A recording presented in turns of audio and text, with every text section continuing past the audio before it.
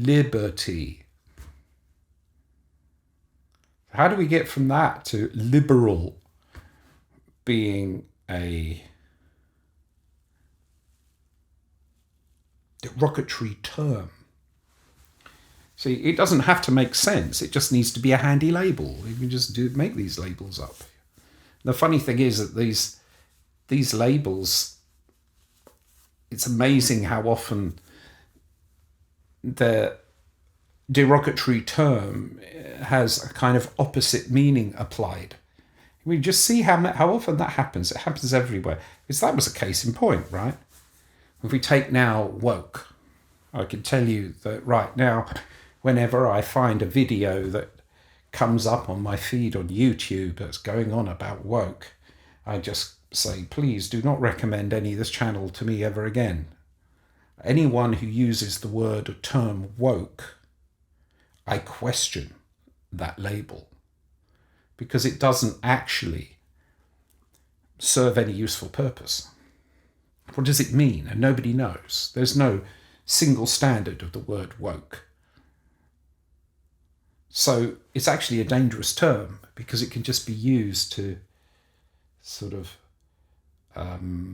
intimidate and silence and try to bring out the old straw man or render discussions sort of impossible on important topics.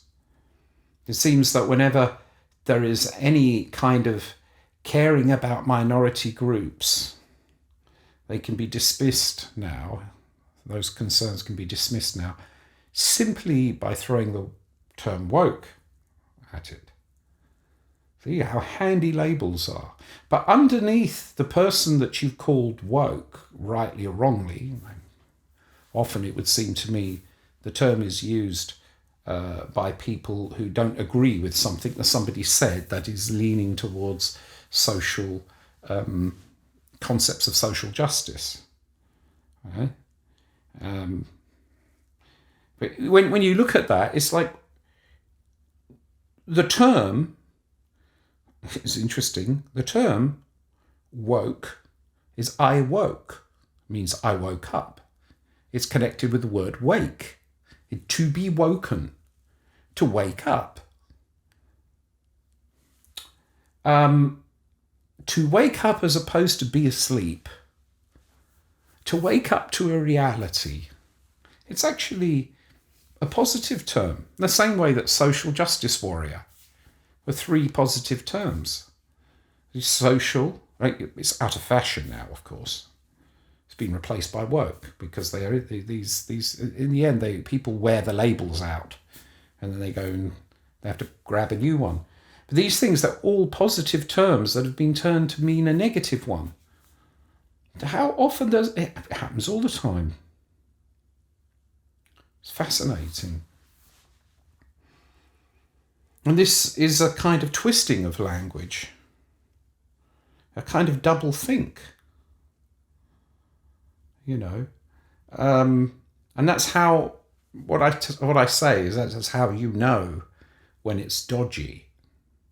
It's dodgy when it's a term that should have a positive meaning that's used in a negative way. It's like we have plenty of negative words, so you could use those, right? But how about, because some people might say, hang on a minute, you know, but I'm not applying, I use the word woke, but I don't mean it for those sort of nice people. I mean it for the ones that sort of really push these agendas very far and so on. And there's a fantastic word that you can use for that. You can just call them zealots, because that's good enough. A zealot. I don't like zealots. See, if you've got somebody who is concerned with social justice but takes it so far that it goes beyond the bounds of common sense, I don't call them woke. I call them a zealot. Wonderful word. Nobody likes to use the word zealot. in case they get caught out, you see, because the term zealot is neutral. It's not left or right. It comes from the centre. It's basically saying, don't get extreme in what you believe. And what you believe, when you try to talk about it, you will be describing in terms of words, in terms of labels. What do you really believe? I've had heated arguments with people in the past, as one does, where they're political or so on. There was one particular guy I remember, it was just this elderly gentleman down the pub, I think before the pandemic happened. I was talking about Brexit. And he was just repeating these kind of mantra of stuff.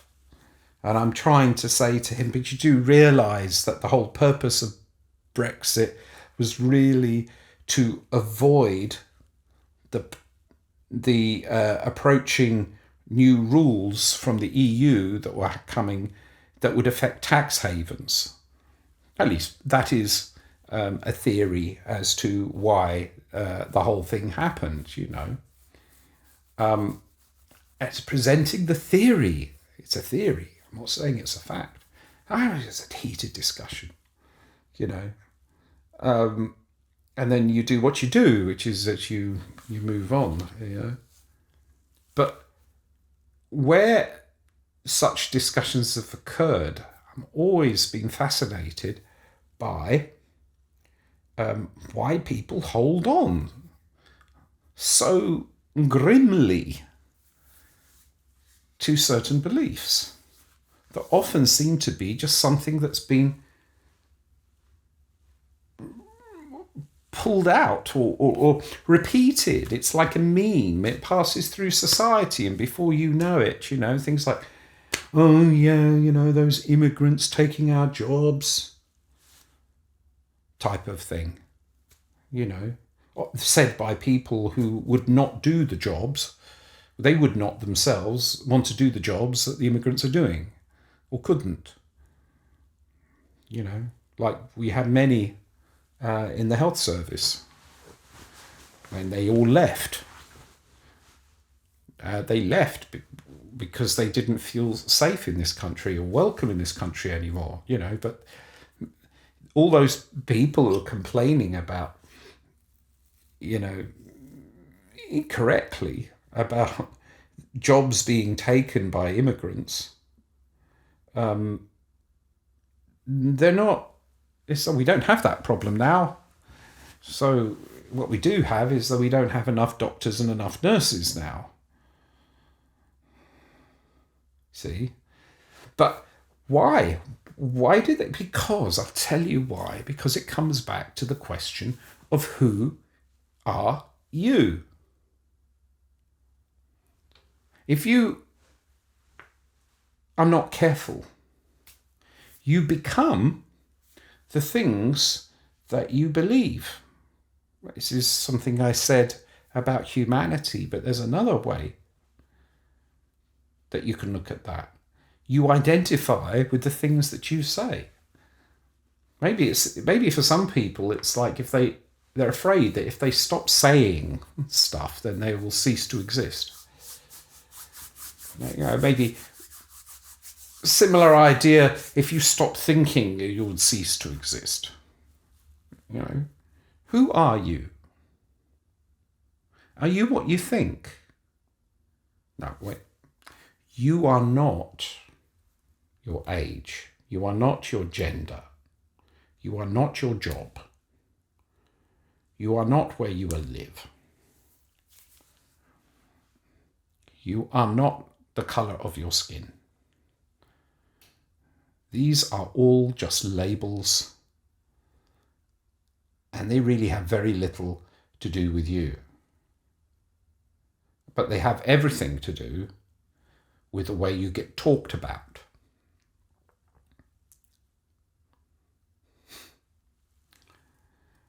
And some people, I think, are afraid that if they don't hold on to they do not hold on to their ideas and talk about them. They will cease to exist. I mean, you could imagine that if we got rid of the borders between countries, it raised the lines on the map, there would be uproar. You're deleting our country. No, you're not. It's just a line on a map. Now we could say, okay, if one country invades another country, then there are practical considerations there. Like if a country is invaded, like Russia invades Ukraine. But that's not lines on a map. That's an actual reality, and there are things going on there that are real. And this is sold to the population of the country that's doing the invading, whenever this happens. Lots of words are used to sort of cover up what is really happening. It's like, don't know. Like they will say, the enemy are terrorists. The enemy have no morals.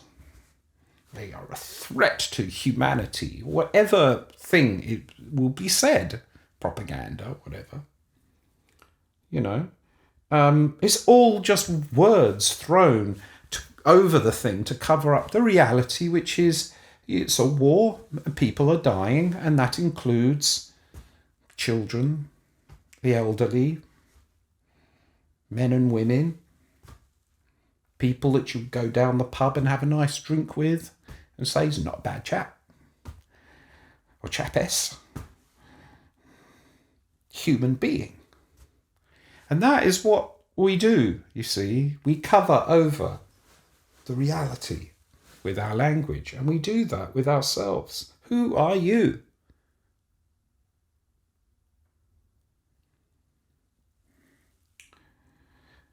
You have to get rid of the labels to find out who you really are. And you need to be happy with the answer not being one that you can put into words. You are ineffable. You cannot be put into words.